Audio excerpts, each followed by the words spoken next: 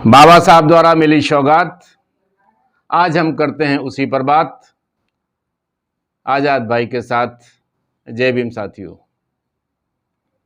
देश 15 अगस्त 1947 को आज़ाद हुआ और 26 जनवरी 1950 में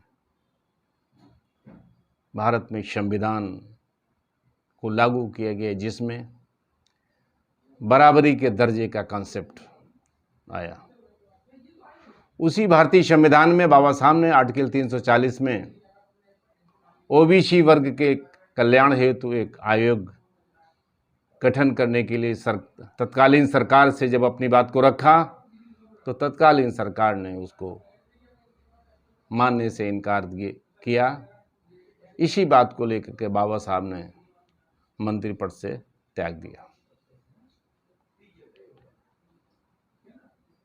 इसके प्रभाव को देखते हुए बाबा साहब के इस त्याग पत्र देने के बाद जन जन तक उन्होंने जो अपनी बात पहुंचाने की कोशिश की, उससे तत्कालीन प्रधानमंत्री परेशान होकर के 1952 में काका कालेलकर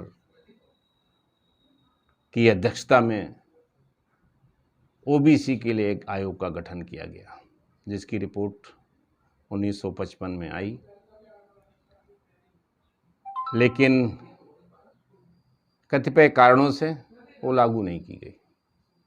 1977 में जनता पार्टी का शासन आया। जनता पार्टी ने चुनाव के पहले अपने मैनिफेस्टो में दिया था कि यदि सत्ता जनता पार्टी की आती है तो काका कालेलकर आयोग की रिपोर्ट को लागू किया जाएगा। लेकिन 1977 में फिर ओबीसी के साथ छलावा हुआ और तत्कालीन प्रधानमंत्री मोरारजी देसाई जी ने रिपोर्ट लागू करने से मना किया और ये कहा कि ये रिपोर्ट बहुत पुरानी है, परिस्थितियां बहुत चेंज हुई हैं, अब इसे हमें नए आयोग का गठन करना पड़ेगा। और वो गठन जनता पार्टी के शासन में बीपी मंडल की अध्यक्षता में एक आयोग का गठन किया गया, जिसकी रिपोर्ट 1981 में आई। और उसी के बाद राजनीतिक परिवर्तन हुआ कि जनता पार्टी में बिखराव हुआ और पुनः कांग्रेस सत्ता में आ गई। इस कांग्रेस ने इस रिपोर्ट को ठंडे बस्ते में डाल दिया। 1990 के दशक में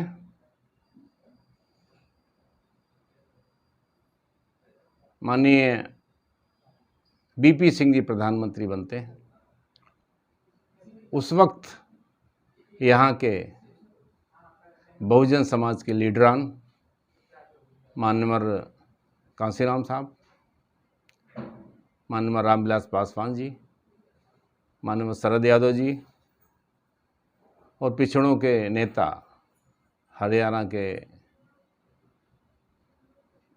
चौधरी साहब देवीलाल जी, उन्होंने बीपी सिंह पर यह दबाव डाला कि बीपी मंडल की जो रिपोर्ट है, जो पिछड़ों के हक और हकूक़ के लिए जो आयोग का गठन हुआ था उसकी रिपोर्ट है, उसे लागू किया जाए, वरना हम सरकार गिरा देंगे। दबाव में आकर बीपी सिंह जी ने इसे लागू किया। बीपी सिंह जी ने नौकरियों में तो 27% लागू कर दिया, लेकिन शिक्षा के क्षेत्र में लागू नहीं किया। और ये बीपी मंडल की रिपोर्ट 1990 में लागू होने के बाद 31 संविधान विशेषज्ञ का मंडल कमीशन को लेकर सुप्रीम कोर्ट गया। उन संविधान विशेषज्ञों के अगेंस्ट में कोई संविधान विशेषज्ञ खड़ा नहीं हो रहा था। आखिरी में लालू यादव जी ने राम जेठमलानी को एक केस लड़ने के लिए तैयार किया, जो कि क्रिमिनल एक्सपर्ट थे।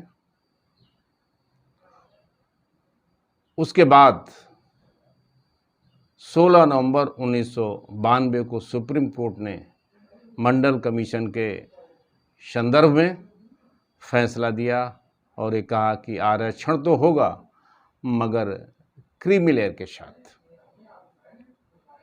ये क्रीमी लेयर उस वक्त 1 लाख इनकम जिसकी सालाना 1 लाख से कम होगी, उसे बीपी मंडल की रिपोर्ट के आधार पर आरक्षण की सुविधा मिलेगी। वर्तमान में लगभग 8 लाख है, जबकि भारतीय संविधान में ये कहा गया है कि सोशली एंड एजुकेशनली जो बैकवर्ड हैं, इकोनॉमिकली होने का कहीं भी संविधान में नहीं दिया हुआ है, लेकिन आर्थिक दृष्टिकोण का जो क्रीमी लेयर का फंडा है उसे लागू किया गया। यह